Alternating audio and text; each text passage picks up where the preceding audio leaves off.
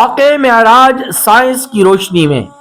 آج سے چند سال قبل جب ہم یہ بات کہتے تھے کہ اللہ تبارک و تعالی نے اپنے محبوب پیغمبر صلی اللہ علیہ وسلم کو معراج عطا فرمائی تو سائنس کی دنیا اس بات کو تسلیم نہیں کرتی تھی، کیونکہ سائنس کہتی تھی کہ یہ کیسے ممکن ہے کہ اتنے مختصر سے وقت میں اللہ تبارک و تعالی نے اپنے محبوب پیغمبر صلی اللہ علیہ وسلم کو آسمان دنیا کی سیر بھی کرا دی، معراج بھی عطا فرما دی، جنت بھی دکھلا دی، جہنم بھی دکھلا دی، ملاقات کرنے کے بعد تحفے اور تحائف کا تبادلہ بھی ہو گیا، اور آقا علیہ الصلوۃ والسلام جس بستر سے اٹھ کر تشریف لے کر گئے وہ بستر ابھی گرم تھا کہ آپ واپس آ گئے، آپ وضو کر کے تشریف لے گئے، وضو کا پانی ابھی خشک نہیں ہوا کہ آپ واپس آ گئے، جس دروازے سے آپ نکلے اس دروازے کی کنڈی ابھی تک متحرک تھی کہ آپ واپس آ گئے۔ اتنے مختصر سے وقت میں یہ سب کچھ کیسے ممکن ہو گیا؟ لیکن جب سائنس کی دنیا کے بے تاج بادشاہ آئنسٹائن نے تھیوری آف ریلیٹیوٹی کا تصور دیا تو پھر سائنس کی دنیا تسلیم کرنے پر مجبور ہو گئی کہ معراج برحق ہے، اور نبی کریم صلی اللہ علیہ وسلم کا یہ عظیم معجزہ اور یہ بے مثل و مثال معجزہ 100% حق اور سچ ہے۔ آئنسٹائن کون ہے؟ آئنسٹائن کو آپ جانتے ہیں، آئنسٹائن کو سائنس کی دنیا میں وہ درجہ وہ مقام حاصل ہے جس طرح کہ ہمارے دین اسلام میں ایک نبی ایک پیغمبر کو مقام اور درجہ حاصل ہوتا ہے، یعنی جس طرح ہم مسلمان اپنے نبی کی تعلیمات کے سامنے اپنے پیغمبر کی تعلیمات کے سامنے سر خم تسلیم کرتے ہیں اور نبی کی بات کو، نبی کے قول اور فعل کو حرف آخر سمجھتے ہیں، تو اسی طرح سائنس کی دنیا میں آئنسٹائن کو بھی لوگ اس کی بات کو حرف آخر سمجھتے ہیں اور اس کے آگے سر خم تسلیم ہوتے ہیں۔ آئنسٹائن نے نظریہ اضافت کا تصور دیا، یعنی تھیوری آف ریلیٹیوٹی کا تصور، اور اس نے اس نظریہ اضافت میں ٹائم ڈیلیشن کا ایک نیا تصور دیا ہے، اور ٹائم ڈیلیشن کے تصور میں اس نے اس بات کی وضاحت کی کہ ایک فریم آف ریفرنس ہوتا ہے جس میں وقت تھم سا جاتا ہے، وقت رک جاتا ہے،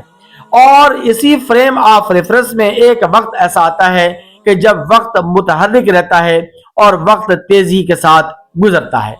پھر آئنسٹائن اس کی وضاحت یوں پیش کرتا ہے کہ یہ اگر اس کی سپیڈ آف لائٹ کے برابر ہو تو پھر وقت تھم سا جاتا ہے، وقت رک سا جاتا ہے، اور وقت ایک جیسا رہتا ہے، وقت ہمیشہ رہتا ہے۔ لیکن اگر اس کی سپیڈ کم ہو تو پھر جواب جو ہے وہ مثبت آئے گا اور پھر وقت متحرک ہوگا اور وقت تیزی کے ساتھ گزر جائے گا۔ لیکن اگر فریم آف ریفرنس کی سپیڈ آف لائٹ کس سے زیادہ ہو تو اس کے نتیجے میں وقت تھم جاتا ہے، وقت ٹھہر جاتا ہے۔ تو آئنسٹائن کی اس تھیوری نے جہاں معراج کی حقانیت پر مہر تصدیق ثبت کی، تو وہاں جو ہم آج سے پہلے اور دین اسلام نے 1450 سال پہلے یہ کہا کہ جنت کے اندر ہمیشہ ایک جیسا وقت رہے گا، تو سائنس کی دنیا اس بات کو پہلے نہیں مانتی تھی، لیکن اب آپ تھیوری آف ریلیٹیوٹی کے تصور نے اور اسی طرح ٹائم ڈیلیشن کے تصور نے اس کو یہ بات ماننے پر بھی مجبور کر دیا کہ واقعتاً یہ ممکن ہے کہ اللہ تبارک و تعالی جنت میں ہمیشہ ایک ہی جیسا وقت قائم اور دائم رکھیں، اور حدیث مبارکہ میں اس کی تفصیل یہ ملتی ہے کہ جنت میں ہمیشہ ایک جیسا وقت رہے گا، ایک ہی وقت رہے گا، اور وہ وقت صبح صادق سے لے کر یعنی فجر کی اذان سے لے کر طلوع آفتاب تک، وہاں دن رات کا کوئی نظام نہیں ہوگا، وہاں سورج اور چاند کا کوئی نظام نہیں ہوگا۔ تو بہرحال آئنسٹائن کی اس تھیوری آف ریلیٹیوٹی نے اور ٹائم ڈیلیشن کے اس تصور نے جو ہے وہ معراج کے واقعے پر اور معراج کی حقانیت پر بھی مہر تصدیق ثبت کی ہے، اور اسی طرح وقت کے تھمنے کو بھی تسلیم کر دیا ہے کہ فریم آف ریفرنس میں ایک وقت ایسا آتا ہے کہ جہاں وقت تھم سا جاتا ہے، وقت رک سا جاتا ہے۔ تو اللہ تبارک و تعالی نے کہ میرے اور آپ کے محبوب پیغمبر صلی اللہ علیہ وسلم کو اسی فریم آف ریفرنس میں آسمان دنیا پہ بلایا ہو کہ جب وقت تھم سا جاتا ہے، وقت جب رک سا جاتا ہے، یعنی فریم آف ریفرنس کی سپیڈ آف لائٹ کے برابر ہو، اور تو اس وقت رکا ہوا ہوتا ہے، وقت ٹھہرا ہوا ہوتا ہے۔ تو اسی حصے میں اللہ تبارک و تعالی نے اپنے محبوب پیغمبر صلی اللہ علیہ وسلم کو آسمان دنیا کی سیر کروائی، اور بستر ابھی تک گرم تھا کہ آپ واپس تشریف لے آئے، اور ابھی تک آقا علیہ الصلوۃ والسلام کے وضو کا پانی خشک نہیں ہوا تھا کہ آپ واپس تشریف لے آئے، دروازے کی کنڈی ابھی تک متحرک تھی کہ آپ واپس تشریف لے آئے، اور اس وقت کے اندر، اس تھمے ہوئے وقت کے اندر، اور اسی فریم آف ریفرنس میں اللہ تبارک و تعالی نے اپنے محبوب پیغمبر صلی اللہ علیہ وسلم کو معراج عطا فرمائی۔ دیکھیے یہ جو ٹائم ڈیلیشن کا تصور ہے، یا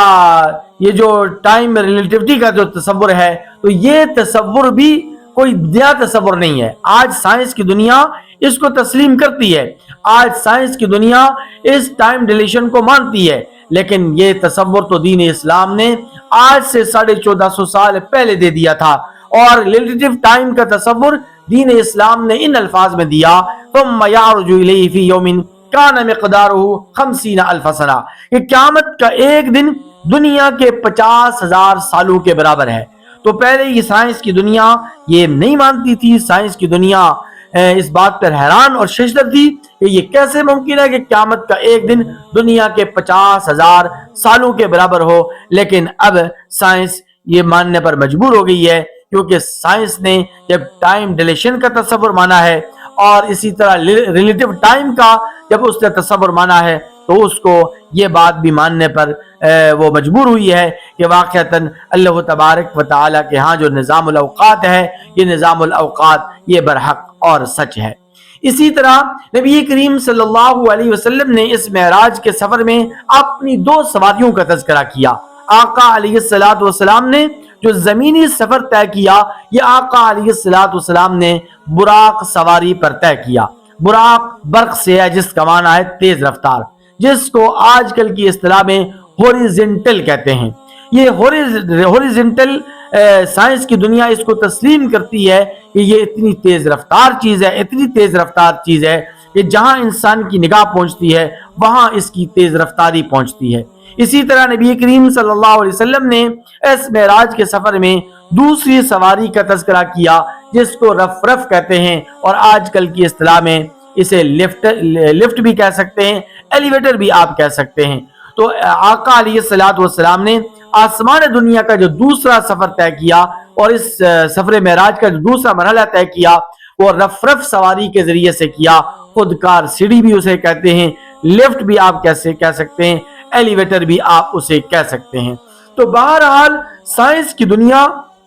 نبی کریم صلی اللہ علیہ وسلم کے معراج کے واقعے کو بھی تسلیم کرنے پر مجبور ہے، آقا علیہ الصلوۃ والسلام کی جو براق سواری ہے اس کو ماننے پر بھی مجبور ہو گئی، اور آقا علیہ الصلوۃ والسلام کی معراج کے واقعے میں جو دوسری سواری رف جو سواری ہے اس کی حقانیت کو بھی تسلیم کرنے پر مجبور ہو گئی۔ اس کو آسان الفاظ کے اندر آپ یوں سمجھ لیں کہ جیسے کہ آپ نے گاؤں دیہات میں دیکھا ہوگا کہ گاؤں دیہات میں جب کسان اپنی زمینوں پر جا کر کھیتی باڑی کرتے ہیں تو الگ صبح وہ فجر کے وقت نکل پڑتے ہیں، 9-10 بجے کے ٹائم، گرمی کا موسم شروع ہونے سے پہلے، گرمی شروع ہونے سے پہلے ان کی بیگمات ان کے لیے ناشتہ لے کر کھیتوں میں پہنچتی ہیں۔ جیسے ہی کسان اور کھیتی باڑی کرنے والا زمیندار اپنی بیگمات کو